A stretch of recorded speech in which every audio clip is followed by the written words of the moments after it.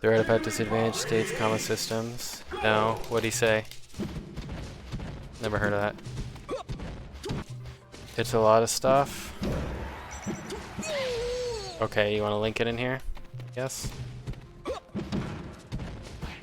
I mean, I play a lot of platform fighters in the sense I've played a lot of Smash. I haven't played. I played Nick All Stars 1 and a little bit of the Cartoon Network, but most of my experience is from Smash specifically. I mean, all he's really saying is that the combos are super simple built-in baby combos. They're not like in Melee, like none of the combos were built in. They just so happened to be that way because of the way the game just ended up being. The combos aren't very organic. They're like built. It's just like about spamming combo starters, and then the combo starters are like built into the game, so it's just very. They're not impressive. Not much like custom combo. Doesn't seem like there's as much custom combo potential. Like what makes some of the combos impressive is like they're not straightforward, but they're still possible, so it like rewards like your ability to come up with this shit. And it sounds like he says not focused enough on aspects of gameplay outside of combos, which I could see that. I think he's just saying like Nick All Stars is like there's like basic bread and butter combos. I don't know, like I'm not good at explaining it right now. What's cool about Melee is that all the different DIs allow for multiple layers of counterplay.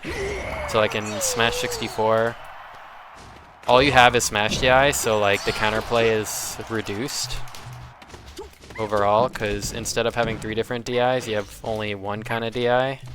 So it allows for less counterplay.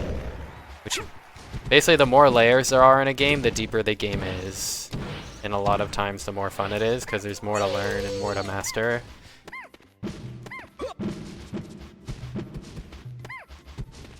So I would just say like adding a lot of layers to your game is important. Layers to like the gameplay and the counterplay.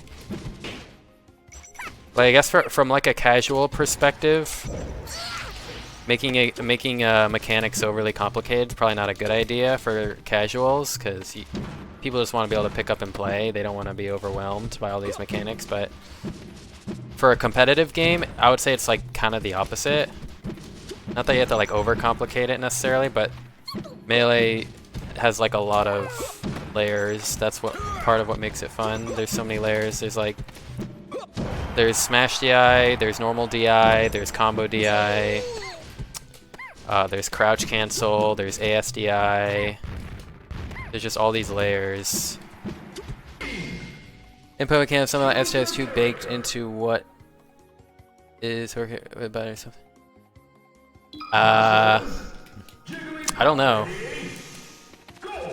I just have a Smash perspective.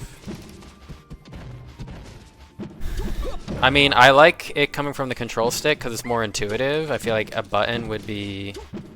I mean, you could do a button. I don't have like a surefire answer. I would just try it, I guess. Yeah, you feel. The problem with platform fighters is like everyone's kind of like takes inspiration from Smash, so it's hard to have originality to some degree. Like adding in original mechanics is harder, and it's hard to make it feel good because you're just constantly being compared to Smash. Like I think in Nick All Stars 1, I'm assuming it's in the second one, the whole concept of like strong aerials, right? It's like it's like Smash attacks but in the air. I thought that was really cool because it was original and Smash didn't have it, and it worked out really well. So I thought that was a cool idea of something original, but then I think a bad idea of something or a bad idea of using Smash is like you might mess up some aspects, like Leffen saying about you're doing basic ass short hop nair spam into basic ass combo. Like it doesn't feel very like creative or organic. It feels like kind of brain dead, non-interesting. But yeah, I think what you're trying to get at is when you make your if you're making a competitive fighting game, I think having layers is important, so it's not overly simple. Because if a game is overly simple, that makes the competitive not very fun. It makes it's kind of like people like Fox because he's like complicated and he's technical. Like he has high APM, he's technical. There's like a higher level of complexity than someone like Marth or Jigglypuff. So people generally like Fox more because of that reason. He's generally seen as like more complicated, more complex.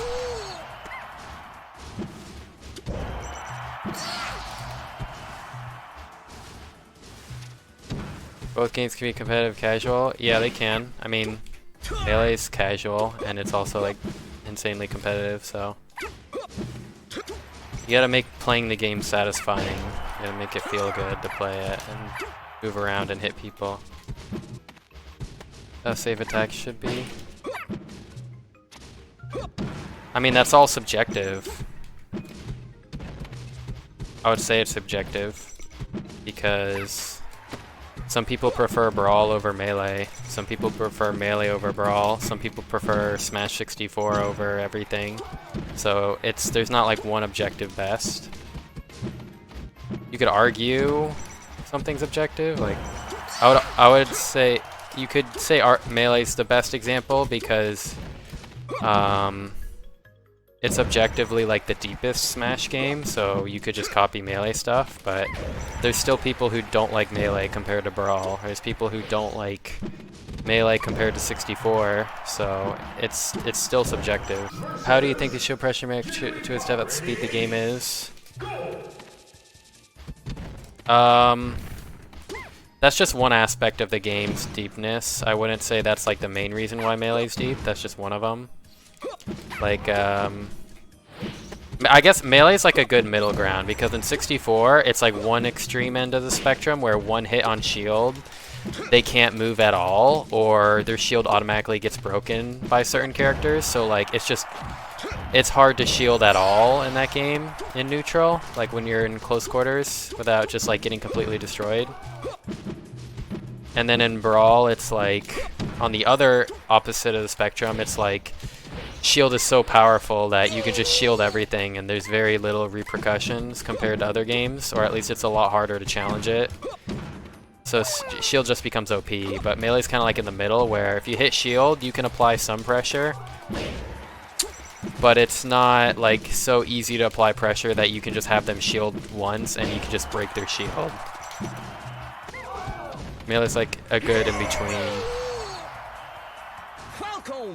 So if you do hit someone's shield, you do have some level of advantage over them, but it's not so overwhelming that like you can't shield at all. There's like I would say it's a good middle ground.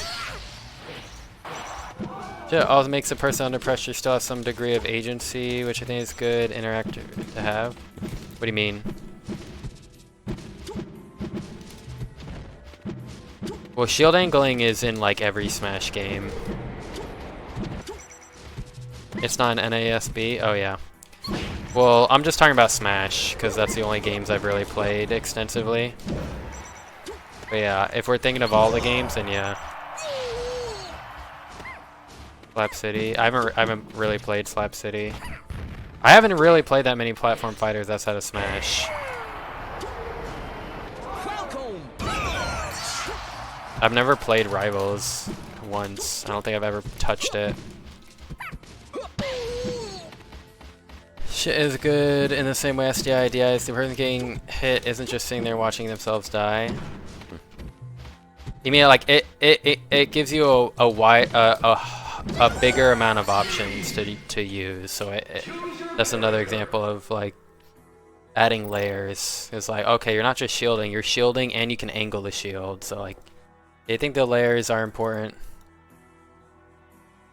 GG's OG kid. Okay, I don't think what he said was very complicated at all, but it's a good conversation starter. The main thing to learn from what he said is like there's more to making a platform fighter fun than just long combos. Because executing a long combo is definitely really fun, but